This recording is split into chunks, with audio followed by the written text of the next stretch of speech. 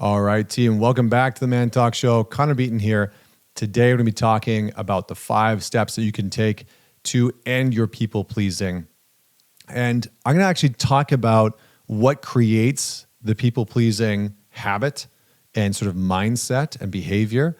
And then I'm going to talk about why it might be the most detrimental thing to your sense of self-worth and your relationships. And then I'm going to share with you how you can break free from it. So on that note, if you're watching this on YouTube, you can look in the description below, and there's a free guide there for you on how to develop self-worth as a man.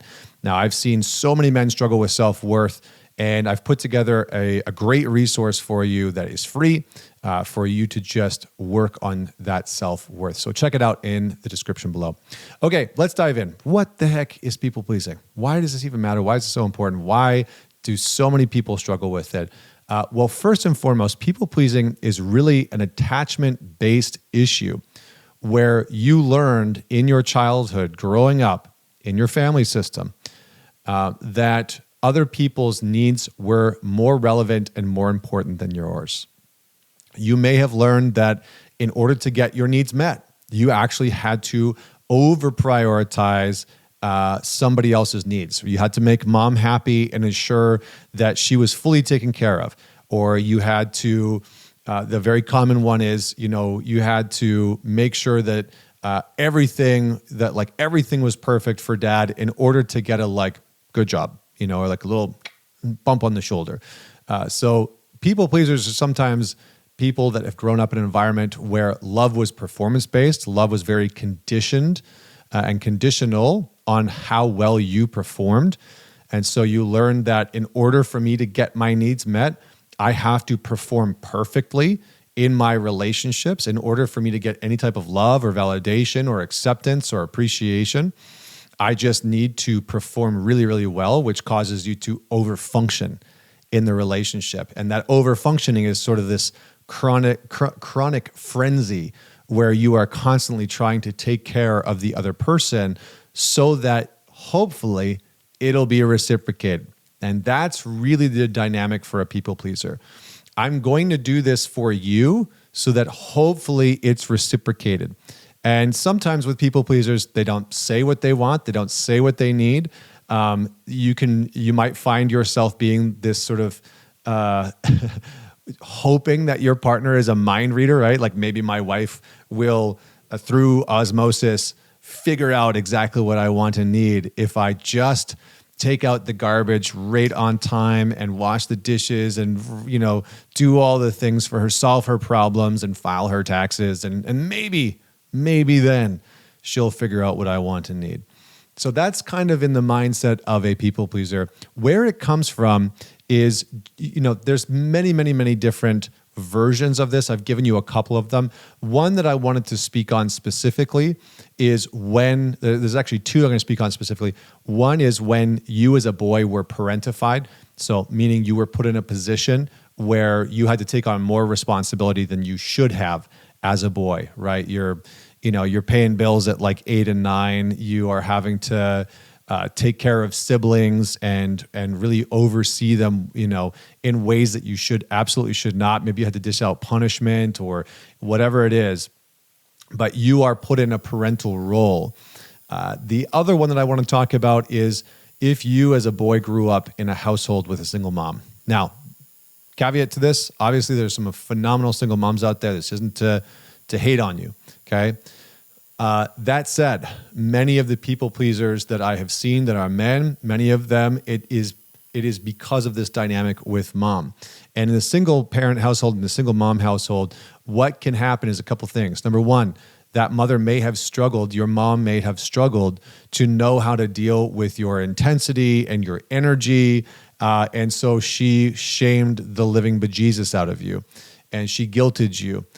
Or she got you to operate in a way where you met all of her needs first, and then she'd give you the carrot, right? It's like, rub mommy's feet and do the dishes and vacuum, and this is what good boys do. And then love would come, praise would come, then maybe you'd get some of your needs met, right? You'd get a treat, you'd get something along those lines. And this created a non-reciprocal form of your needs being prioritized. So it's like your needs aren't actually a priority, but if you do all these things, then I'll give you what you want.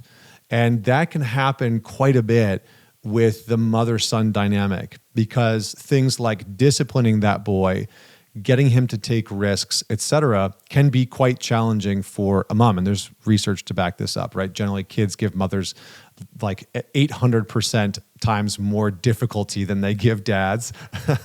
And so, but that can happen. So what I want you to start to look at in a second here, and what I want you to just cue up for you, is what are some of the origins of your people-pleasing tendencies, okay?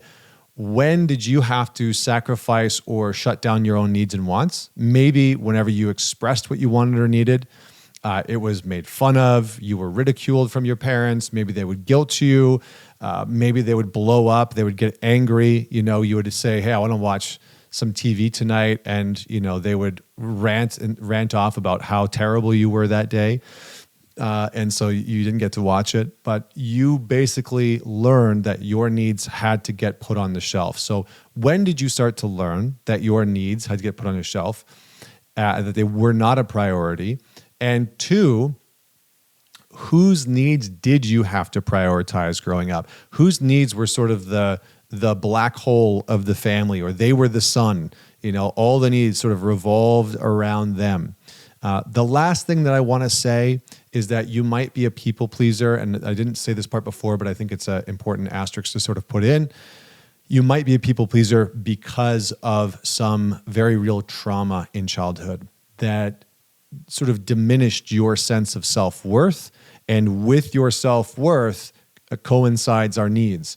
So if you have a very low sense of self-esteem and self-worth, your needs sort of coincide with that.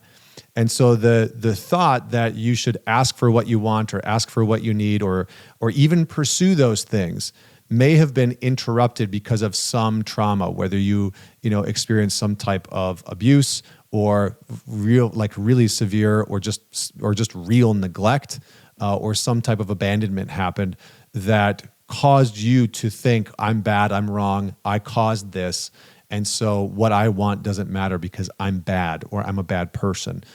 That's also a very, very common contributing factor that can lead to you as a people pleaser, because you take on this unconscious perspective that what I want and need is bad because who I am is bad, okay? What I want and need is bad because who I am is bad. So the two basic people-pleasing challenges and why it's really detrimental, and I'm going to move into what you do, is basically that you over-prioritize somebody else's needs in order to hopefully get yours met. And this continues to reinforce a diminishment of your sense of self-worth, because what you're doing is saying, my needs aren't of equal importance to other people's. And in order for me to even have a chance to get mine heard or listened to, I have to take care of theirs first. Now, that might be reinforcing an already diminished sense of self-worth, or it can just be contributing to it, right? Either one.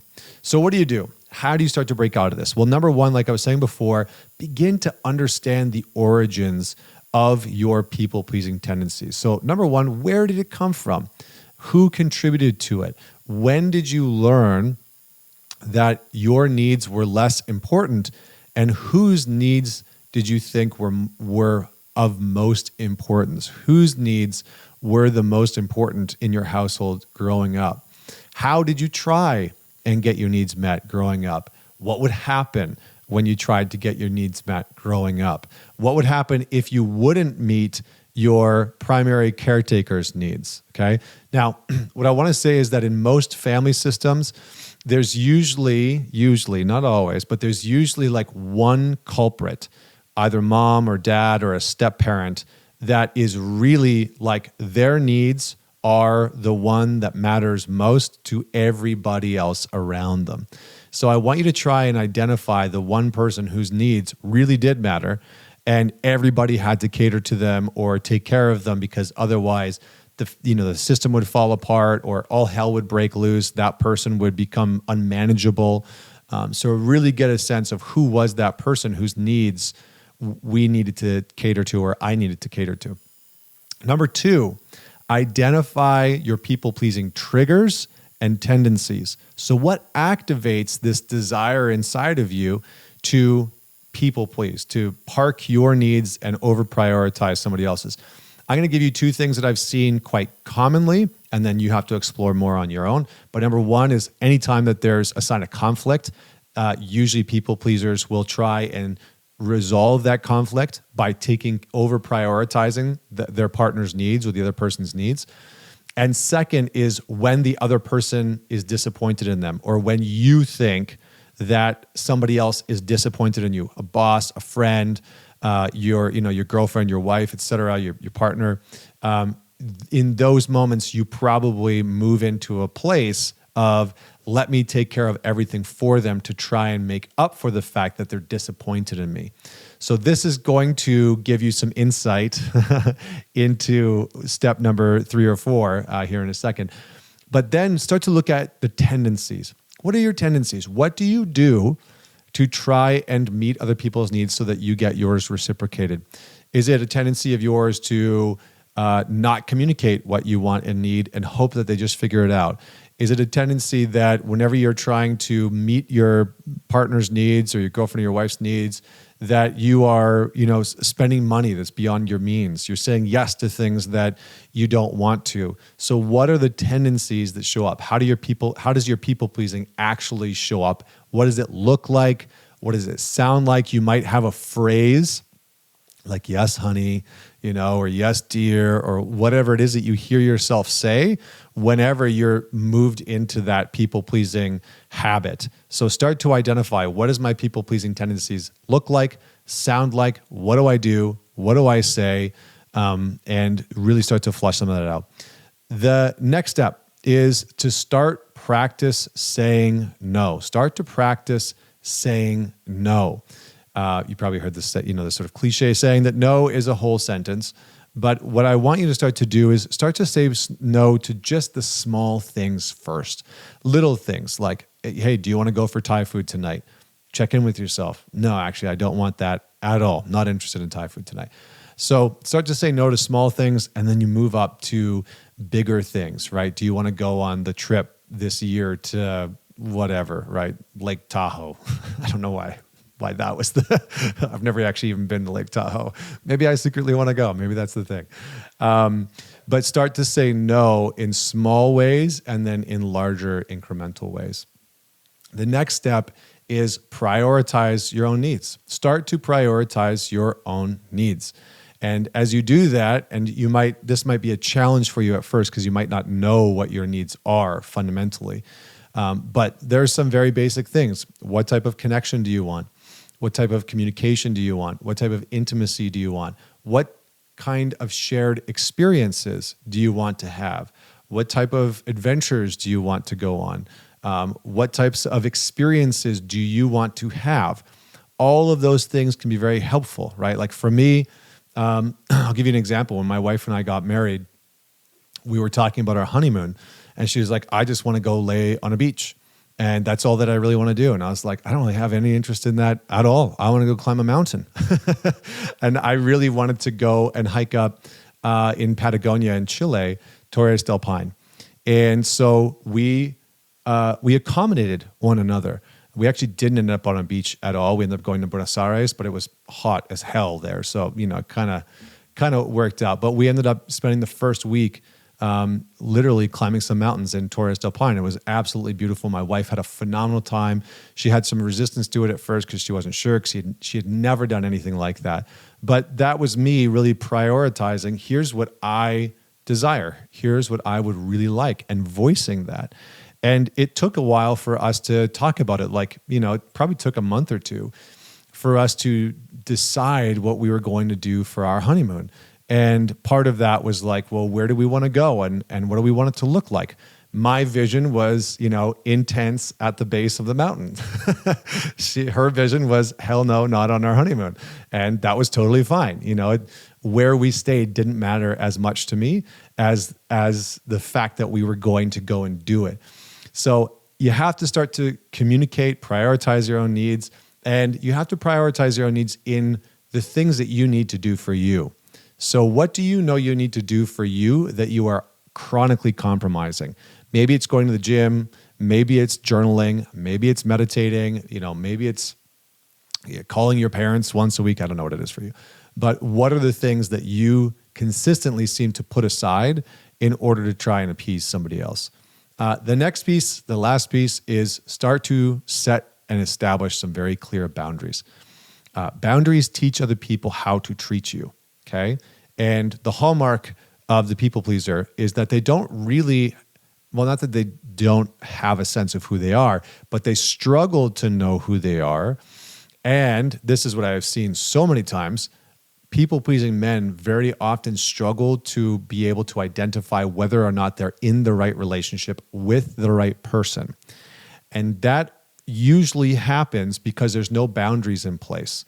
There's no pushback. There's no, here's what I want and need, and can you meet my wants and needs? So as you start to set some boundaries in the relationship, right? That's not okay with me. I didn't like the way that you spoke to me when you said that. It's not okay for me when we get into conflict for you to call me names. You start to set some boundaries like that in a relationship, and suddenly the other person begins to reveal more of who they truly are. So boundaries teach others how to treat you, but boundaries also teach you who that person is. And they might fly off the handle and escalate and start throwing dinner plates at you, right? That's probably not a relationship you want to be in. Or they might say, hey, thank you so much for telling me you're right, I stepped over the line. And maybe they might not be able to do that exactly in that moment when you're setting the boundary, but they come back to it. They circle around. They're able to say, hey, thank you so much. I appreciate you sharing that with me. And thank you for setting that boundary with me. You were right. I crossed the line and I'm sorry, right? So boundaries are reciprocal in the sense that they teach others where you stand and you begin to get a sense of where do they actually stand. The bonus here, after prioritizing your needs, establishing a clear boundary, being able to say no, is you're going to have to challenge your self-talk, your self-criticism. One of the hallmarks of people pleasers is that their internal dialogue, your internal dialogue, is almost always heinous. There's just no way around it. Because in order to not get your needs met or vocalize your needs or vocalize your wants and your desires, you have to have a fairly negative self-perception of either who you are or what you need. And this is very indicative of the childhood that we oftentimes experience when we become people pleasers. And those two things of I am bad, so what I need is bad, go hand in hand. So the way that you speak to yourself through this process is really going to matter. You are going to have to be rigorous with practicing the things that I've laid out for you here, saying no, setting boundaries, prioritizing what you want with that inner critic. You're going to have to start to set a boundary with that inner critic. And that might sound something like, as soon as the inner critic starts to chirp, don't ask for what you want, don't say those things, You literally interrupt and say, I'm not going to speak to myself like that. I'm not speaking to myself like that anymore. My needs matter, right? What I want matters. And this is a process that I call autocorrect. I can do a larger video on it, but you start to autocorrect the language and the conversation that's happening inside of you and shape it in a more meaningful direction in a way that is going to serve you. And this really helps to combat some of the shame and some of the pain of the very thing that created that people-pleasing tendency and tactic within you. Because remember, people-pleasing, it's just a tactic. It's a strategy that you developed in your youth, for better or for worse, to try and get what you wanted and needed met. And now, as an adult, you are going to work on overcoming that so that you can value what you want and you need. You can start to prioritize that for yourself, and you can begin to communicate that in your relationship effectively and hopefully have that reciprocated. So comment below with what you got out of this video. Let me know what you're going to be putting into action. And as always, don't forget to man it forward. And I'll see you next week. Connor Beaton signing off.